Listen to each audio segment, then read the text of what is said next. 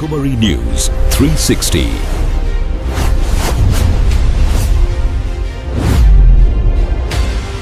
வணக்கம் நண்பர்களே. இன்று இந்த வீடியோவில் நாம் பேச போறது கடந்த சில நாட்களாக சென்னையையே நடுங்க வைத்த அடையார் மும்முனை கொலை வழக்கு பற்றிதான். இது ஒரு சாதாரண குற்றச்செய்தி கிடையாது. இது ஒரே இரவில் ஒரு குடும்பத்தின் கனவு, வாழ்க்கை, எதிர்காலம் எல்லாமே எப்படி கொடூரமா முடிஞ்சிச்சு என்பதை காட்டுற ஒரு உண்மை கதை. போலீஸ் விசாரணையில் இன்று வரை வெளிவந்த அதிகாரப்பூர்வ தகவல்களின் அடிப்படையில் மட்டும் இந்த முழு சம்பவத்தையும் நாம புரிஞ்சுக்க முயற்சி பண்ணலாம்.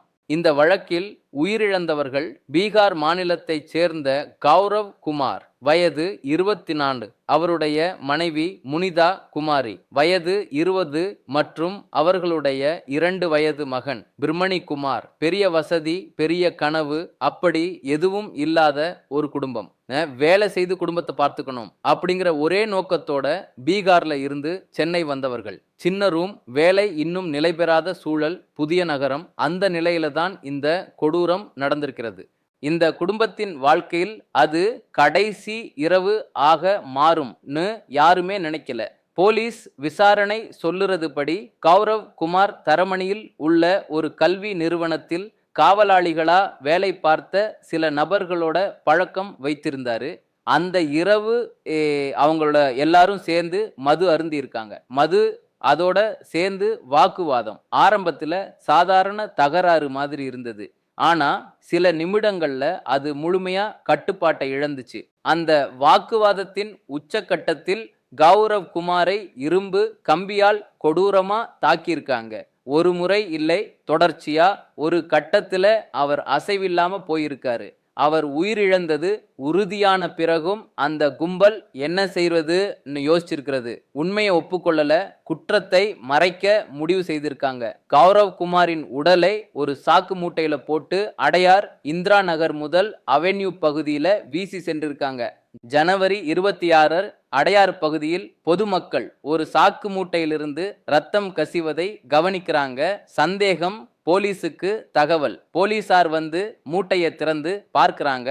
உள்ளே கௌரவ் குமாரின் உடல். அந்த நேரம் வரை இது ஒரு கொலை வழக்குன்னு மட்டும்தான் தெரிஞ்சது. ஆனா விசாரணை தொடங்கியதும் இது அதைவிட பல மடங்கு கொடூரமான சம்பவம்னு புரிஞ்சது. போலீசார் விசாரணை நடத்தும் போது ஒரு பெரிய கேள்வி எழுந்தது. கௌரவ் குமாரின் மனைவி முனிதா, அவர்களின் 2 வயது குழந்தை, இருவருமே காணாம போயிருந்தாங்க. அவர்கள் எங்கே? அந்த கேள்வி இந்த வழக்கை மேலும் தீவிரப்படுத்தியது. சிசிடிவி காட்சிகள், கைபேசி அழைப்பு பதிவுகள், நகர்வு விவரங்கள் எல்லாமே ஆய்வு செய்யப்பட்டது. ஜனவரி 28 இரண்டாவது அதிர்ச்சி. மத்திய கைலாஷ் அருகே பக்கிங்ஹாம் கால்வாய் பகுதியில் புதர்களுக்குள் ஒரு 2 வயது குழந்தையின் உடல் மீட்கப்பட்டது. அது பிர்மணி குமார், 2 வயது. இந்த உலகத்தை முழுசா புரிஞ்சுக்க கூட நேரம் கிடைக்காத ஒரு சின்ன உயிர். இந்த இடத்துல தான் இந்த வழக்கு சென்னையையே உலுக்கியது. இதற்கு பிறகு போலீஸ் விசாரணையில் மிகவும் அதிர்ச்சியான தகவல்கள் வெளியே வந்தது. முதற்கட்ட விசாரணையில் கௌரவ் குமாரின் மனைவி முனிதாவை அந்த கும்பல் பாலியல் வன்கொடுமை செய்ய முயன்றதாக தெரிய வந்துள்ளது. அவர் தப்பிக்க முயன்றபோது அவரையும் அவருடைய குழந்தையையும் கொடூரமாக கொன்றிருக்கிறாங்க. இந்த 3 கொலைகளும் ஒரே இரவில் நடந்தவை. ஆனா ஒரு கேள்வி மட்டும் தொடர்ந்து இருந்தது. முனிதாவின் உடல் எங்கே? போலீசார் பல இடங்களில் தேடுதல் வேட்டை, சந்தேக நபர்கள் கண்காணிப்பு. ஜனவரி 30 இன்று அந்த தேடலுக்கும் முடிவு. பெருங்குடி குப்பை கிடங்கில் முனிதாவின் சிதைந்த உடல் மீட்கப்பட்டது. இதன் மூலம் அடையார் மும்முனை கொலை வழக்கின் முழு உண்மை வெளிச்சத்திற்கு வந்தது.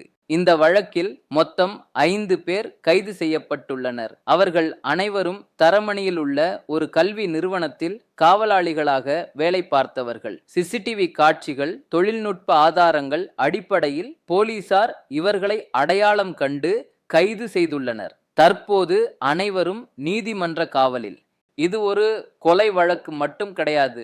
இது ஒரு சமூக தோல்வி. வேலை தேடி இந்த மண்ணுக்கு வந்த ஒரு குடும்பம் இந்த மண்ணிலேயே அநியாயமா புதைக்கப்பட்டிருக்கிறது. மது குடிச்சா மனிதன் மிருகமா மாறுறான்னா அந்த மதுதான் பிரச்சனையா இல்ல அந்த மனநிலையா? ஒரு பெண்ணை பலவீனமானவள்னு பார்க்கிற அந்த சிந்தனை இன்னும் மாறலன்னா இந்த மாதிரி கொடூரங்கள் திரும்ப திரும்ப நடக்கும். இது அரசியல் பேசுற இடம் இல்லை, ஆனா பாதுகாப்பு பேசுற இடம். ஒரு நகரம் வளர்ச்சியா இருக்கலாம், பெரிய கட்டிடங்கள் இருக்கலாம், ஆனா ஒரு சாதாரண தொழிலாளி குடும்பத்துக்கு பாதுகாப்பு இல்லைன்னா அந்த வளர்ச்சிக்கு என்ன அர்த்தம்? இந்த வழக்குல நீதி கிடைக்கணும், கடுமையான தண்டனை கிடைக்கணும்.